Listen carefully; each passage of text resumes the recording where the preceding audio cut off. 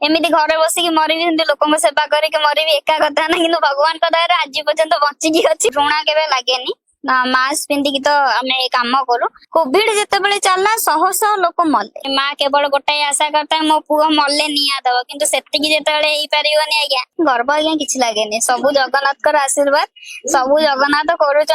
भगवान को एति विश्वास करूँ, सी जोटा आपन छड़े तार डबल आपन को भलटा रिटर्न दब।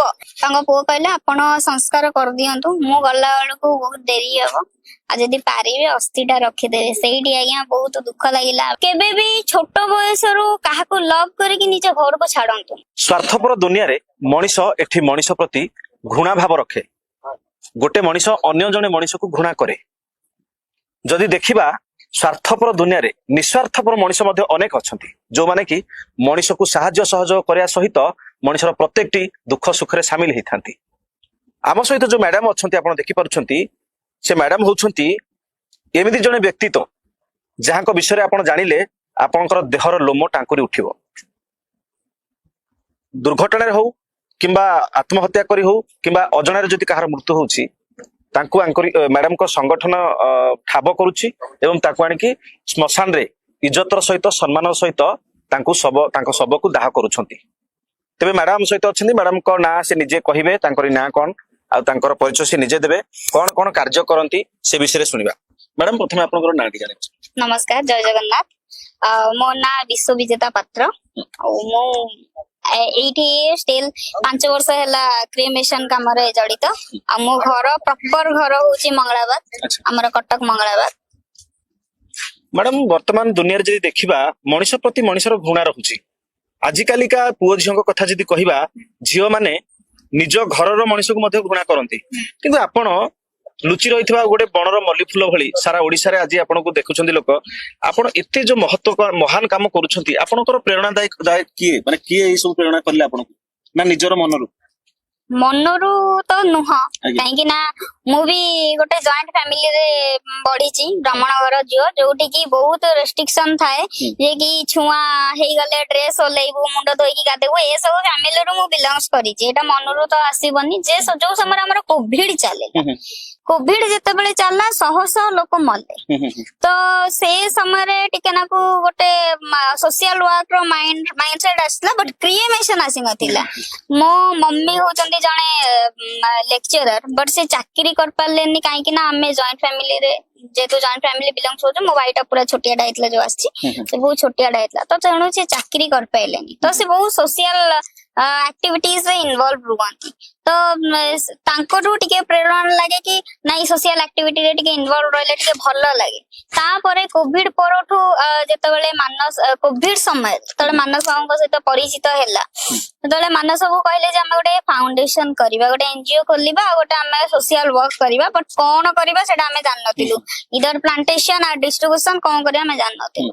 तो सेतेबेले कोविड रे तळे पैंडेमिक सिचुएशन बढ़िला, तो भगवान का दया कोटू ना कोटू गोटे प्रोजेक्ट हे गला।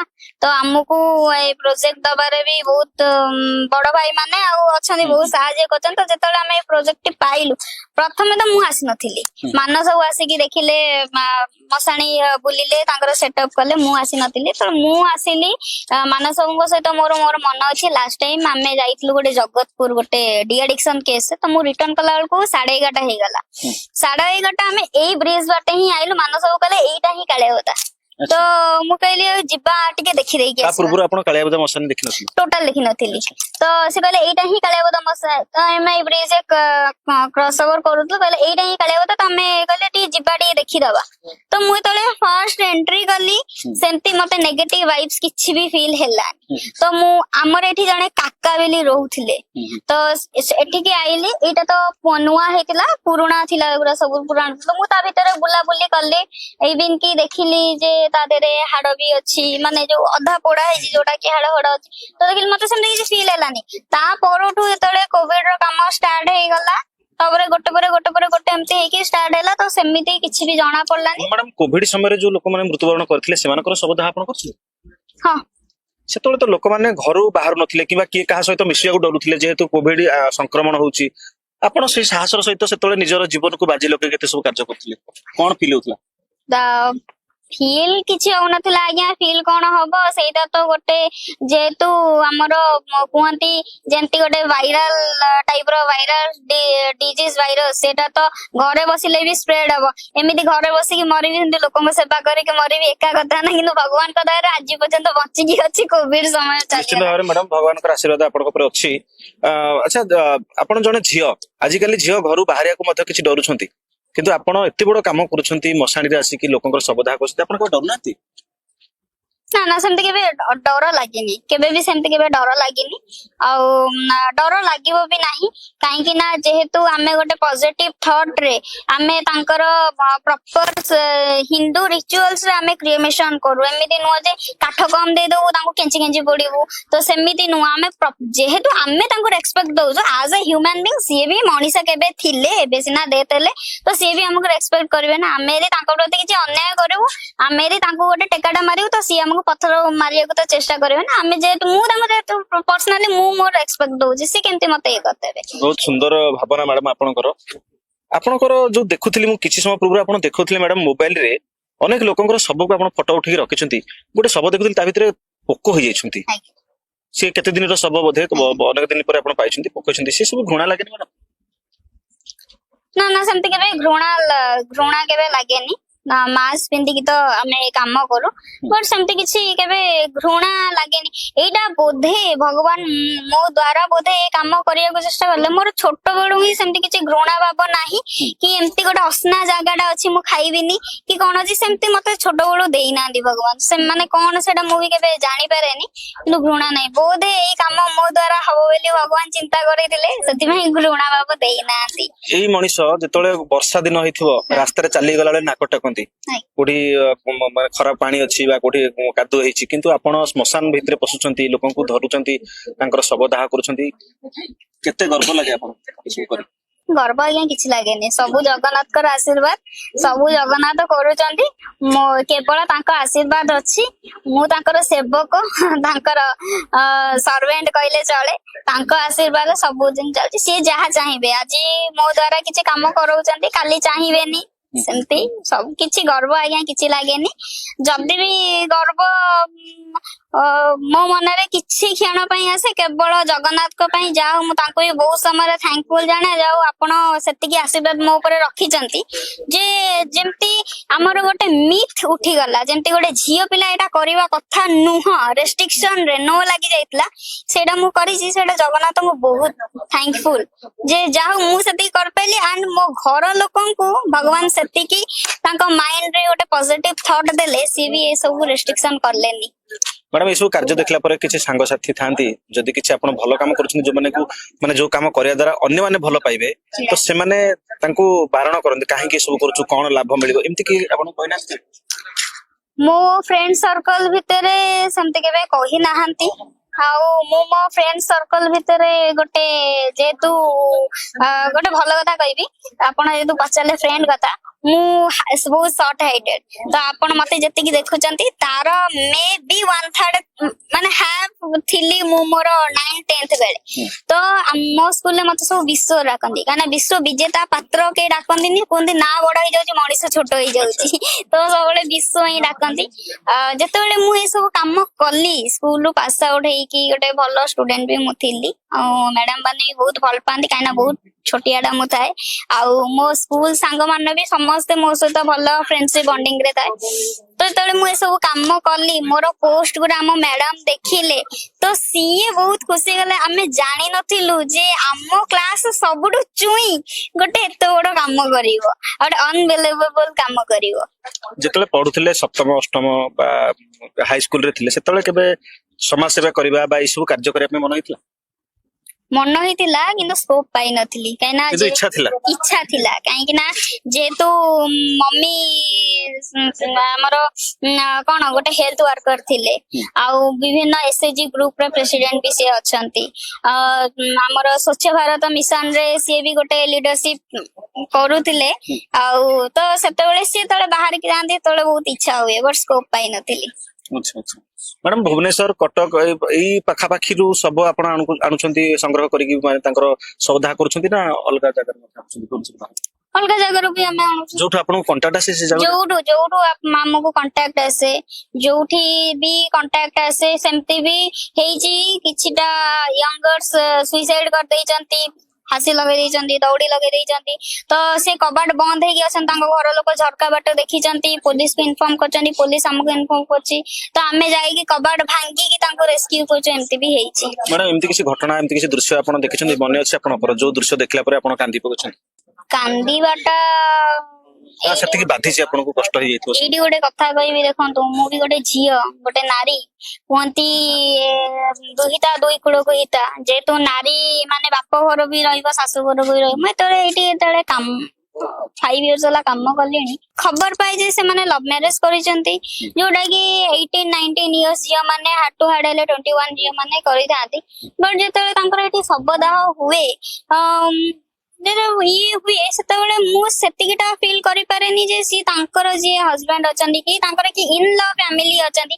सी तांको सहित एते बॉन्डिकली माने एते क्लोजली बॉन्डेड वे तो से जिनसटा मते बहुत दुख लागे जे आजिकली माने मु तो गोटे झियो मु भी टीनेज मु भी गोटे आज छोट भौणी हिसाब रे मो कथाटा एटा मानि के रहिबे केबे भी छोट बयस रु काहाको लव करके निज घर को छाड़ंतु जदि भी आपण लव करूचंती आपण जानिचंती आपण लव सेति की मैच्योर्ड आपण वेट करंतु 3 वर्ष 4 वर्ष वेट करंतु 25 इयर्स हो आपण घरे जणांतु बाहागर से माने करिवे मते लागुची सेटा मते बहुत आगा देतला एमती भी संपर्क बा प्रेम संपर्क रही जो मानकर 5 वर्ष 7 वर्ष 8 वर्ष एमती संपर्क परे कोन से को परिस्थिति पड़ी से माने अलगा होचंती आ माने परवर्ती समय दिजन न पाई कि झील हो कि पुओ हो आत्महत्यार बाट को आपणा से कौन मेसेज रही देखो भल पाइबाटा गोटे जिनस हूँ अंध सी किसी बुझेनी तार कास्ट कौन रिलीजन कौन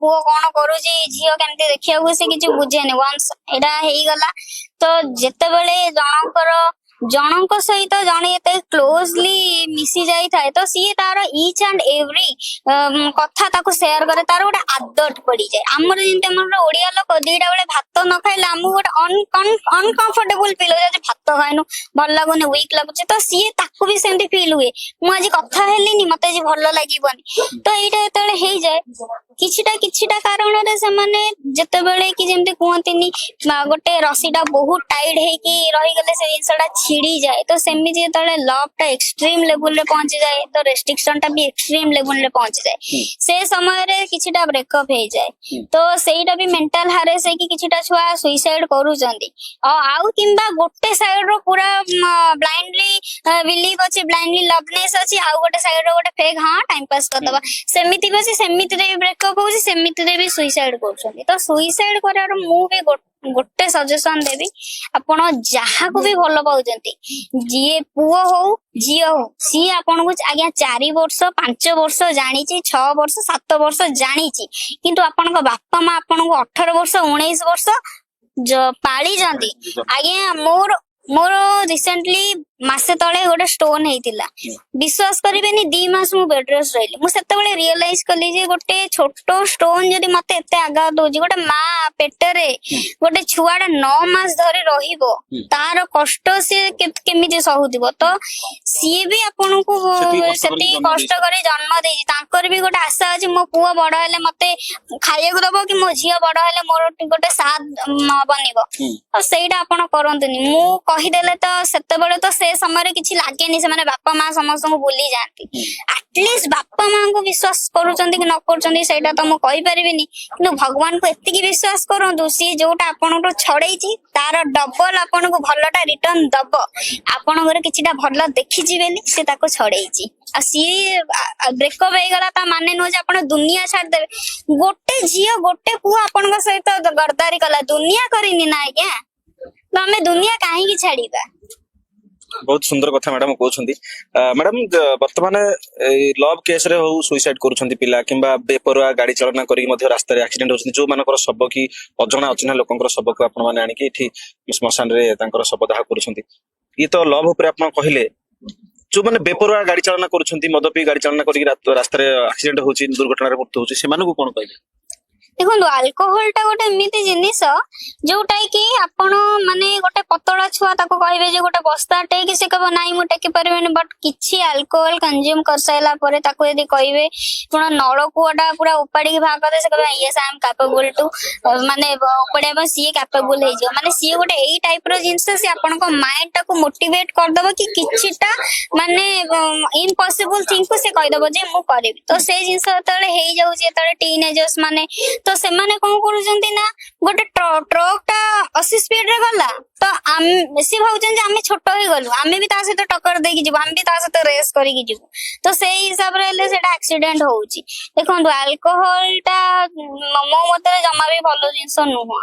ଏଇଟା ସିରିୟସଲି କହୁଛି, କାହିଁକି କହୁଛି ନା ଆଲକୋହଲିକ ଲୋକଙ୍କ ସହିତ ମୁଁ ଦୀର୍ଘ 3 ବର୍ଷ ହେଲା ଜଡିତ ଅଛି। ଏଇଠି ମଶାଣିରେ ମୋର 18 ରୁ 19 ଟା ପିଲା କାମ କରୁଥିଲେ and all are alcoholic consumer. ସମସ୍ତେ ଆଲକୋହଲ ପିଅନ୍ତି। ମୁଁ କାହିଁ ମିଛ କହିବି, କାହିଁକି ନା ଯେହେତୁ ଡେଷ୍ଟିଚ୍ୟୁଡ ଅନନୋନ୍ ବଡି ସେଟା ଉଠେଇବା ବହୁତ କଷ୍ଟକର, ସେମାନେ ସମସ୍ତେ ପିଅନ୍ତି।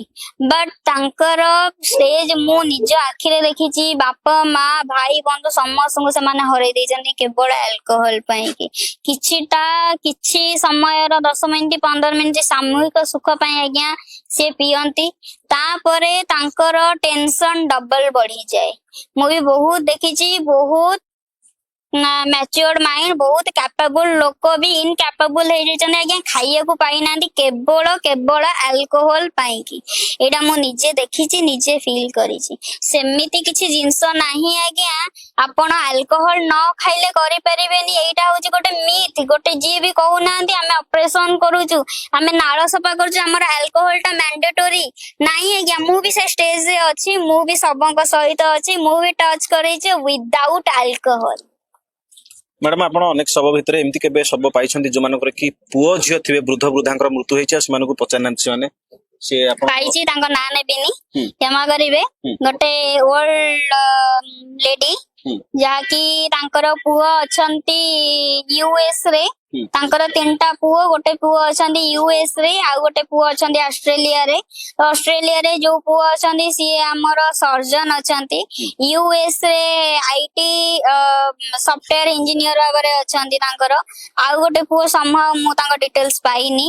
ତାଙ୍କର ଯେତେବେଳେ ଡେଥ ହେଲା ତ ସିଏ ଓଲ୍ଡ ଏଜ ହୋମ ରେ ଥିଲେ। ଓଲ୍ଡ ଏଜ ହୋମ ରେ 2ଟା ପ୍ୟାକେଜ ଥାଏ, ଗୋଟେ ହଉଛି ଫ୍ରି ପ୍ୟାକେଜ, ଆଉ ଗୋଟେ ହଉଛି ଯେମିତି କି ଆପଣଙ୍କର ପେଡ ହଉଥିବ, ଆପଣ ରହିଥିବେ, ତ ସେ ପେଡ ପ୍ୟାକେଜ ରେ ରହୁଥିଲେ। ତାଙ୍କର ଯେତେବେଳେ ଡେଥ ହେଲା ତ ସେ ଓଲ୍ଡ ଏଜ ଆଶ୍ରମର ଯିଏ ଥିଲେ ବି ତାଙ୍କ ସହିତ ସେମାନେ ଆଣିଥିଲେ। ତାଙ୍କର ପୁଅକୁ ଯେତେବେଳେ ଫୋନ ହେଲା, ସେ ଏଇଠି ଥାଇଥାନ୍ତି, ତାଙ୍କ ଲାଉଡ ସ୍ପିକର ଥିଲା, ତାଙ୍କ ପୁଅ କହିଲେ ଆପଣ ସଂସ୍କାର କରିଦିଅନ୍ତୁ, ମୁଁ ଗଲା ବେଳକୁ ବହୁତ ଡେରି ହବ, ଆଉ ଯଦି ପାରିବେ ଅସ୍ଥିଟା ରଖିଦେବେ। ସେଇଠି ଆଜ୍ଞା ବହୁତ ଦୁଃଖ ଲାଗିଲା। ବାପା ମା ପେଟରୁ କାଟିକି, ମା ଖାଇ ନଥିବ, ପୁଅ ଆସିଲେ ଖାଇବ, ପେଟରୁ କାଟିକି ରଖି ପାଠ ପଢେଇକି ୟୁଏସ ଛାଡିଲେ, ଅଷ୍ଟ୍ରେଲିଆ ଛାଡିଲେ। ଆପଣଙ୍କ ପ୍ୟାସନ ଠିକ ଅଛି, ଆଟଲିଷ୍ଟ ଡେଥ ସମୟରେ ଆସିକି ଜୀବିତ ଅବସ୍ଥାରେ ତ ଦେଖିପାଇଲେନି, ମୃତ ଅବସ୍ଥାରେ ଆଟଲିଷ୍ଟ ମୁଖାଗ୍ନି ଦେଇ ଦିଅନ୍ତୁ ଆଜ୍ଞା। ସେତିକି ଦେଲେ ନାହିଁ, ବହୁତ କଷ୍ଟ ଲାଗିଲା। ସେ ମା କଣ ଆଶା କରି, ମା କେବଳ ଗୋଟାଏ ଆଶା କରିଥାଏ ମୋ ପୁଅ ମଲେ ନିଆଁ ଦବ, କିନ୍ତୁ ସେତିକି ଯେତେବେଳେ ହେଇପାରିବନି ଆଜ୍ଞା, ଚିତ୍ତ ଡେଥ କରିଗଲେ ତାଙ୍କ ଆତ୍ମା ନିଶ୍ଚିତ କଷ୍ଟ ପାଇବ। ସେଇଟା ବହୁତ ଟିକେ ବାଦେ। ଏମିତି ବି ହେଇଛି କେସ୍ ମୋ ଆଖି ଆଗରେ, 2ଟା କେସ୍ ହେଇଛି, ତ ଗୋଟେ କହିଲି, ଆଉ ଗୋଟେ କେସ୍ ବି ହେଇଛି। ଆଉ ଗୋଟେ କେସ୍ ବି ଏମିତି ବି ହେଇଛି, ଗୋଟେ ସ୍ୱାମୀ ଆଜ୍ଞା ତାଙ୍କର ଡେଥ ହେଇଗଲେ, ତାଙ୍କର ଯେହେତୁ ଜାଗା ବାଡି ପ୍ରୋବ୍ଲେମ ଥିଲା, ତାଙ୍କର ଭାଇ ଆଳିଆ ପଡୁନଥିଲା, କେହି ଆସିଲେନି। ବିଚାରୀ ଯିଏ ସ୍ତ୍ରୀଟା ଥିଲା ସିଏ ହିଁ କାନ୍ଦିକି ନେଲା, ସିଏ ହିଁ ମୁଖାଗ୍ନି ଦେଲା। ଆଉ ଏତେ ବିଦାରକର ଦୃଶ୍ୟ, ଆପଣ ନିଶ୍ଚିତ ଗୋଟେ ପୁଅ ପିଲାର କୁହନ୍ତି ହୃଦୟ ବହୁତ କଠିନ, ଆପଣ ବି ସେଇଠି କାନ୍ଦି ଦେଇଥାନ୍ତେ, ମୁଁ ବି କାନ୍ଦିଛି। ସେଇ ସ୍ତ୍ରୀ ଯିଏ କି ସିନ୍ଦୁର ପୋଛିବା କଣ୍ଡିସନ ରେ ନଥାଏ, ସିଏ ସ୍ୱାମୀକୁ ମୁଖାଗ୍ନି ଦଉଥିବ, ତା ଦେହରେ କଣ ବିତୁଥିବ ସେଇଟା କହିଲେ ଆଜ୍ଞା ସେ ଦୁଃଖଟା ବର୍ଣ୍ଣନା କରିହବନି। ସେମିତି ବି ହେଇଛି। ତେବେ ଦର୍ଶକ ବନ୍ଧୁ ଶୁଣୁଥିଲେ ମ୍ୟାଡାମଙ୍କ ଘରୁ କୋଉ ଭଳି କାର୍ଯ୍ୟ ସେ କରିଛନ୍ତି, ଆଉ କୋଉ ଘଟଣାକୁ ସାମ୍ନା କରିଛନ୍ତି, କେମିତି ଶବକୁ ସେ ନିଜ ହାତରେ ଦାହ କରିଛନ୍ତି, କଣ ତାଙ୍କ ସହିତ ଘଟିଛି, ସେ ସବୁ ଅନୁଭୂତି ଆପଣ ଶୁଣୁଥିଲେ, ମ୍ୟାଡାମ କହୁଥିଲେ। ବହୁତ ବହୁତ ଧନ୍ୟବାଦ ମ୍ୟାଡାମ, ଆପଣଙ୍କର ସମୟ ଦେଖି ଆମକୁ ଏତେ ବଢିଆ ନାଇଁ ସମୟ କିଛି ନାହିଁ, ଆପଣଙ୍କୁ ବହୁତ ବହୁତ ଧନ୍ୟବାଦ ଯେହେତୁ ଆପଣ ଆସିଲେ। ତେବେ ଦର୍ଶକ ବନ୍ଧୁ ଶୁଣୁଥିଲେ ପ୍ରେମ କରିକି ଅଯଥାରେ ନିଜ ଜୀବନକୁ ହାରୁଥିବା ପ୍ରେମିକ ପ୍ରେମିକା ମାନଙ୍କୁ ମଧ୍ୟ କିଛି କହିଲେ। ଜନ୍ମ କରିଥିବା ବାପା ମାଙ୍କୁ ବୃଦ୍ଧାଶ୍ରମରେ ଛାଡିକି ଦେଶ ବାହାରକୁ ଯାଇକି ଚାକିରି କରୁଛନ୍ତି ଏବଂ ପରବର୍ତ୍ତୀ ସମୟରେ ବାପା ମାଙ୍କର ଯେତେବେଳେ ମୃତ୍ୟୁ ହଉଛି ତାଙ୍କୁ ମୁଖାଗ୍ନି ମଧ୍ୟ ଦେଇପାରୁନାହାନ୍ତି, ଏମିତି କିଛି ପୁଅ ମଧ୍ୟ ଅଛନ୍ତି ବୋଲି ମ୍ୟାଡାମ ବହୁତ ସୁନ୍ଦର ଭାବରେ ମଧ୍ୟ ବୁଝେଇଲେ କହିଲେ। ତେବେ ଦର୍ଶକ ବନ୍ଧୁ ଆଜି ପାଇଁ ରଖୁଛୁ, ନମସ୍କାର।